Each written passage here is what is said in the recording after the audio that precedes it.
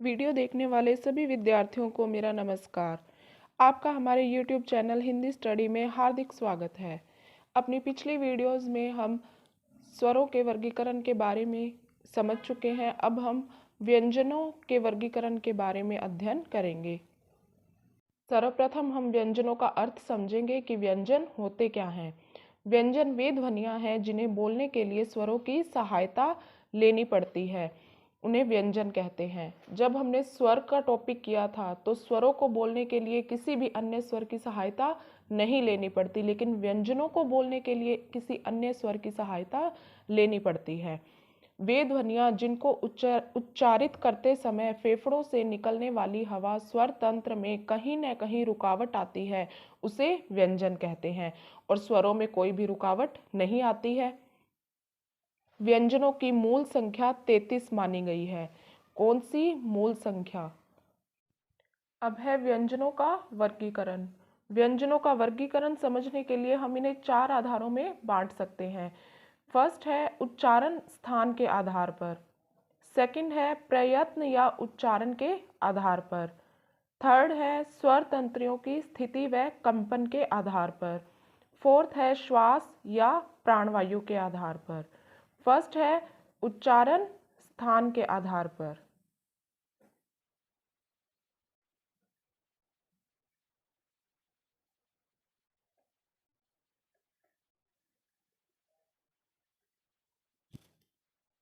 उच्चारण स्थान के आधार पर व्यंजन कितने प्रकार के होते हैं? 4 प्रकार के। फर्स्ट है स्पर्श या सपृष्ठ व्यंजन। सेकंड है अंतस्थ व्यंजन।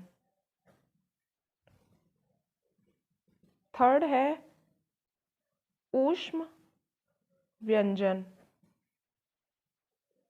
और फोर्थ है संयुक्त व्यंजन।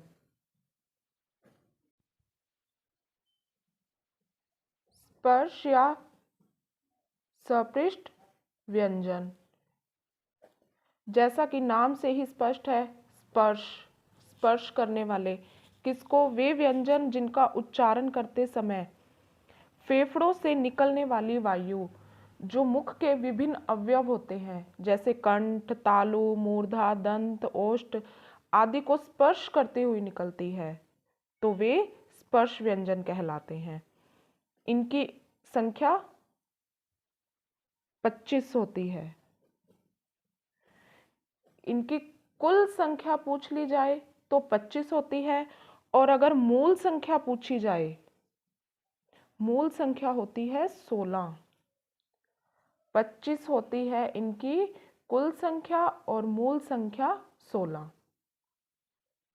और इन 25 वर्णों को उदित, एक शब्द में कहें तो उदित कहते हैं ये जो 25 वर्ण होते हैं। और इन्हें 5 वर्गों में विभाजित किया गया है।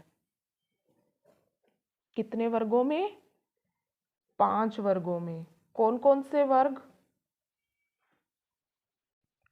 फर्स्ट है क वर्ग। सेकंड है च वर्ग। थर्ड है ट वर्ग। फोर्थ है त वर्ग। और फिफ्थ है प वर्ग।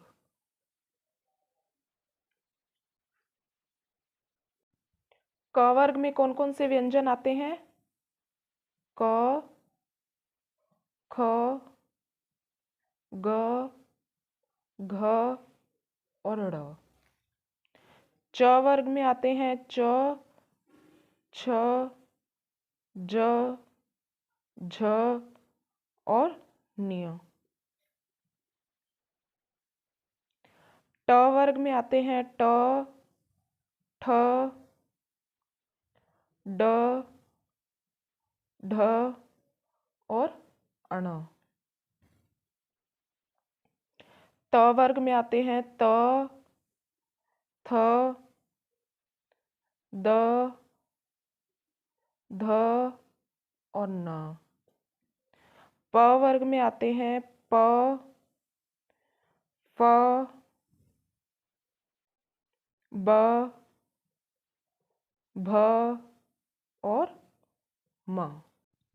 ये है 5 वर्गों में स्पर्श व्यंजन। और जो मूल व्यंजन है वो है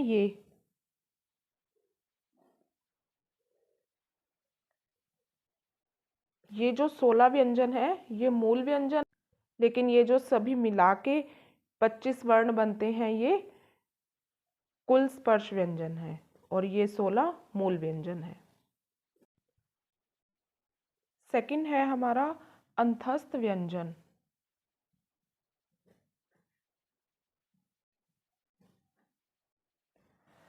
अंतस्थ व्यंजन, अंतस्थ का अर्थ होता है मध्य। जिन व्यंजनों का उच्चारण स्वर और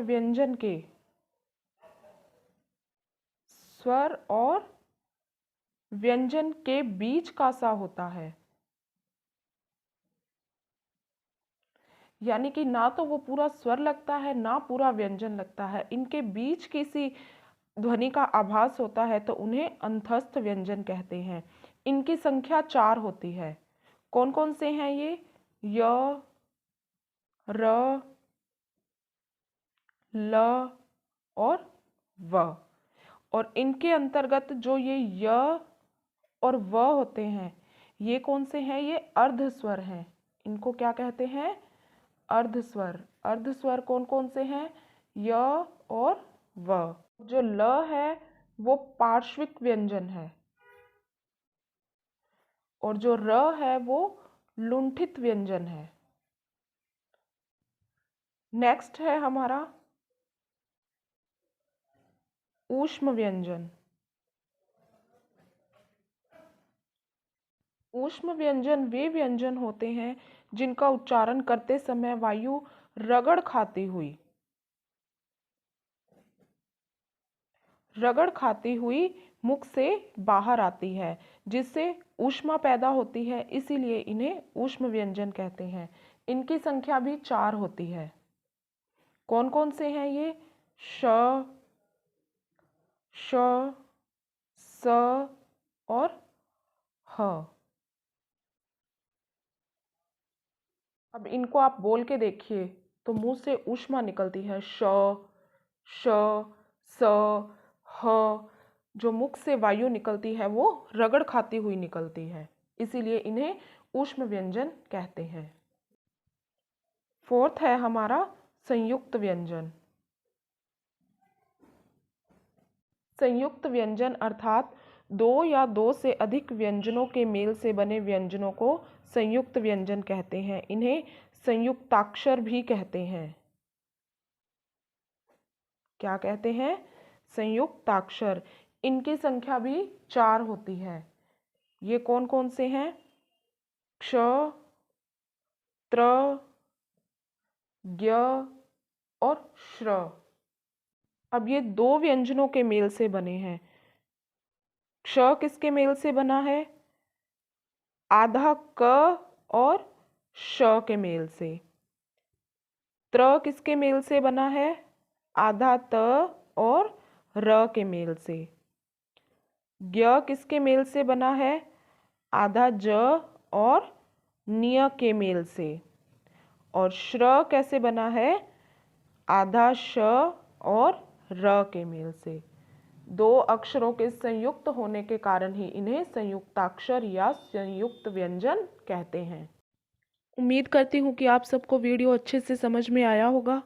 प्लीज़ कमेंट करके मुझे बताएं कि आपको वीडियो कैसा लगा। अगर कुछ भी इसमें समझ में ना आया हो तो आप मुझे कमेंट बॉक्स में पूछ सकते हैं। प्लीज़ चैनल को सब्सक्राइब करें, बेल आइकन को प्रेस कर लें ताकि आने वाली वीडियो का भी नोटिफिकेशन आपको मिल जाए। अपने दोस्तों के साथ भी शेयर करें, वीडियो को लाइक करें।